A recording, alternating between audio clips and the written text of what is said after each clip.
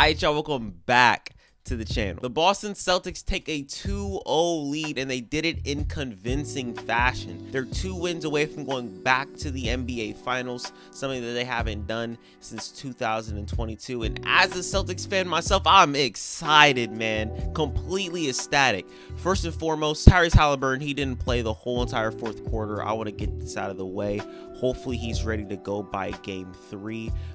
Prayers out to him. At the beginning of this game, I said, I have a feeling. I smell it in the air. I was literally saying this before tip-off happened. I was smelling something in the air. I had a feeling that Boston was going to go into TD Garden and convincingly take a W. And that's exactly what happened. And it was off the back of Jaylen Brown. 40 points. The man got a 40 piece. He was giving you everything that he had out there, and it was straight from tip-off. From start to finish, Jaylen Brown was completely excellent in this game. It's exactly what we needed, because in that first half, Jason Tatum, he was not really playing his brand of basketball. Like, it didn't really feel like he was on the basketball court for like the first 2 quarters. He wasn't really playing defense the way that you would want him to play defense. He wasn't making any of his shots. He was passive in that second quarter, only took 2 shots there. He only, at the half, he had like 4 points, 2 for 8 shooting. But that second half, he showed up. He finished the game 22 points, I believe, 23 points. Still, for some reason, there's something about Jason Tatum in these damn 3-pointers. He could be wide ass open. Does not matter. He is not making the shot. I don't know what it is about Tatum and his 3-pointers, but at some point they're going to start falling. I don't know when that some point is going to be, because it hasn't been throughout the whole entire playoffs, but I'm hoping that it is game 3 or game 4 or something. Please just make a wide open 3, please. But other than that, second half was good for Jason Tatum. Jace came out to play once again. But somebody else who struggled in the first half, Derek White, who also ironically finished the game with 23 points. He shot 8 for 15. He truthfully came up big in that second half, hitting those open 3s that Jason Tatum was generating. It's the reason why you don't put 2 on the ball when you're playing Boston, especially when Jason Tatum has the ball in his hands, because he is able to make that read. I don't know if a lot of people have been watching Boston this season, but Jason Tatum has, he's starting to become that type of guy who you can't really double team him, because he has Derek White. He has Drew Holiday, who's making open 3s. He has Jaylen Brown. He's going to have Kristaps whenever he gets healthy. They were saying that he is not practicing at all. So I don't know if he's even gonna play this series. They did say that he's aiming towards game 4, but I honestly don't know if that's gonna happen. I'm kind of nervous about that, because Luke Cornett also went down in this game too with a hand injury, and that's a little scary. And it's the reason why I said that Boston needs that front court depth at the beginning of the season when we initially got him, when we lost Robert Williams. It's like, I don't know, man. I don't know. It's kind of scary. It's kind of scary. But with Kristaps being out and with Luke Cornett being out, we played Tatum at the 5 for a couple minutes. O'Shea Brissett got minutes during that time as well, and it actually sparked a run. I know that there was not really much that Joe Mazzulla could have done with Luke Cornett and Kristaps Porzingis out, so he kind of was forced to put Tatum at the 5, but I was hoping that we would be getting more of these minutes in this game, and they ended up doing it. We got a couple minutes out of that, and it was successful. I'm very, very glad that Boston was able to put this game together and finally defend their home court. I'm excited about that, man. I'm excited. In game 1, Boston ended up shooting 33% from the 3. This game, we ended up shooting 40% from the 3, and this is what it looks like when Boston is hitting their shots.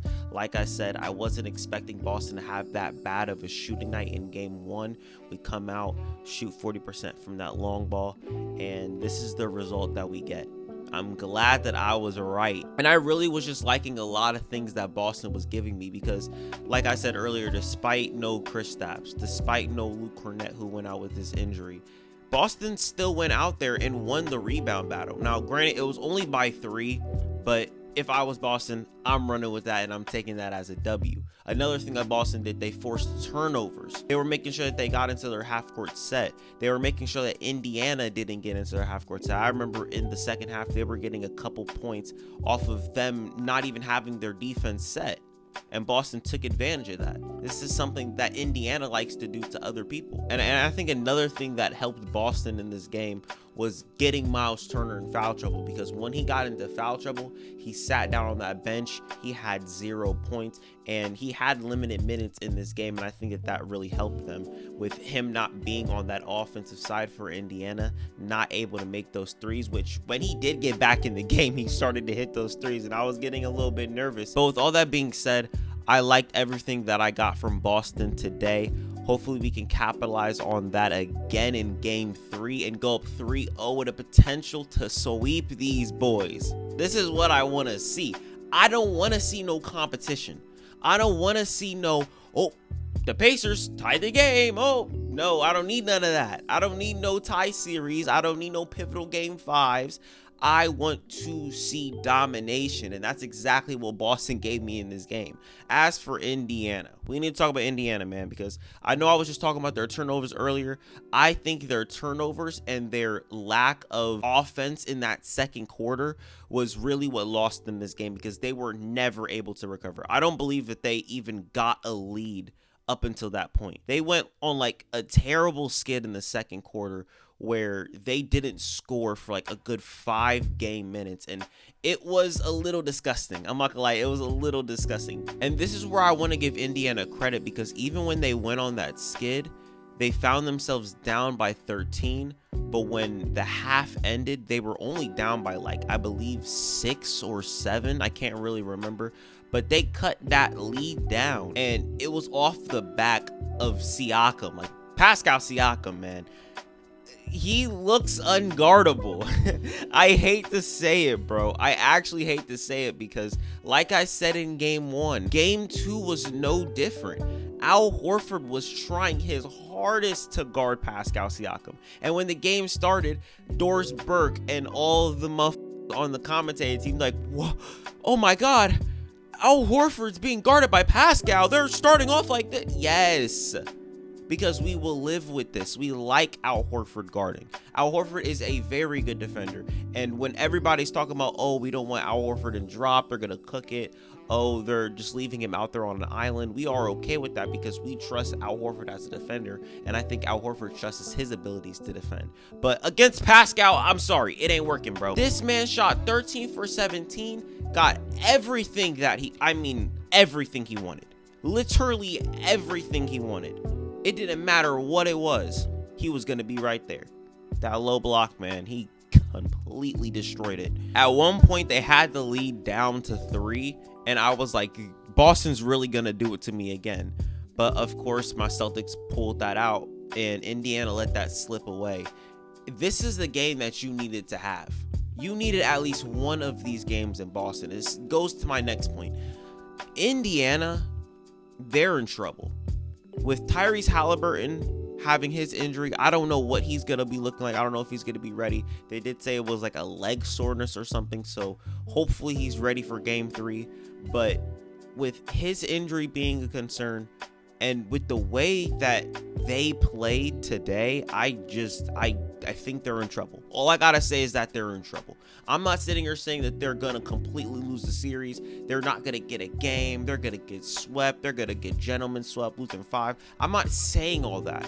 What I'm saying is, what you guys needed to do, you couldn't do. So now that you're going back to your home place, you need to defend your home court as well. Just like you did in the New York series, you got to do the same thing here. As much as I would love to continue talking about how good my Boston Celtics played tonight, we need to talk about a game that I wasn't able to talk about yesterday, and it's a game that did happen yesterday. Dallas Mavericks versus Minnesota Timberwolves game 1, man. We have to talk about it. What a game that was. From the start, Anthony Edwards, he was having himself a night. I think he had 14 in the first half. He was firing on all cylinders. He was getting to his spots, stepping into those threes with confidence. Jaden McDaniels had 5 threes in the half.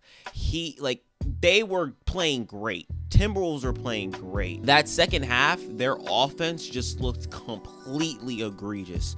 And on top of that, that drop coverage that they were playing was getting torched. Luka was torching that. We're going to talk about Luka later, but I need to talk about these Timberwolves, man. Anthony Edwards down this stretch was bad. That man, he looked gassed. He looked gassed. And I don't think that this Minnesota Timberwolves team can afford for Anthony Edwards to get gassed down the stretch.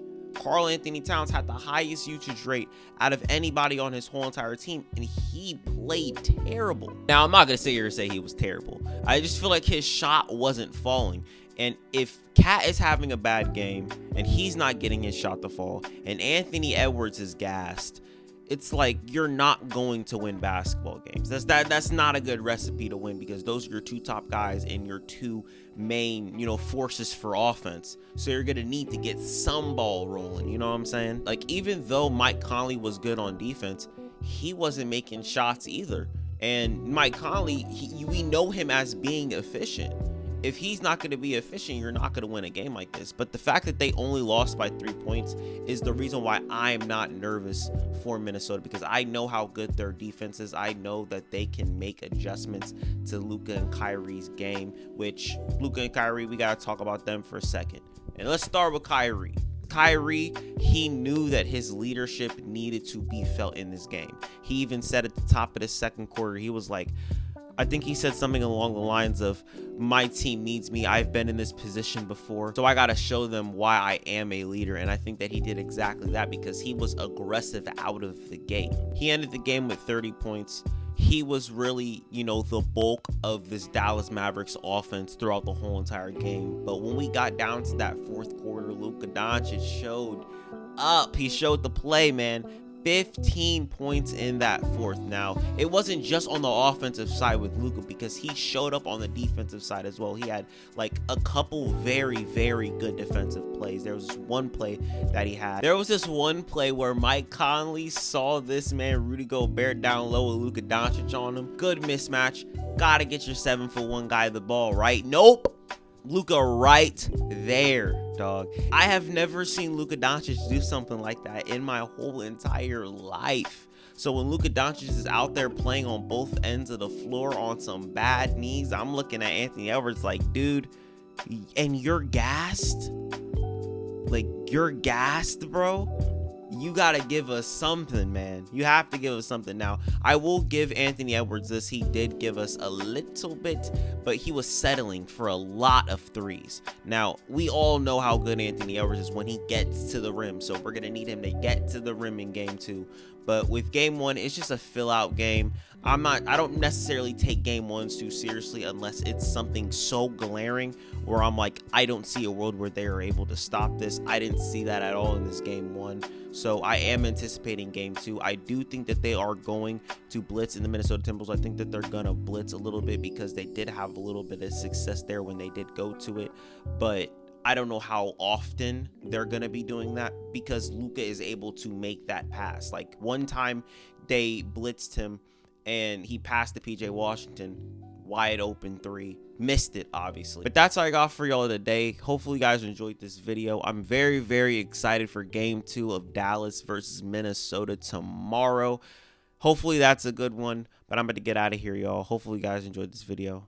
Don't forget to like, comment, subscribe, and share with your friends, and I'm out. Peace.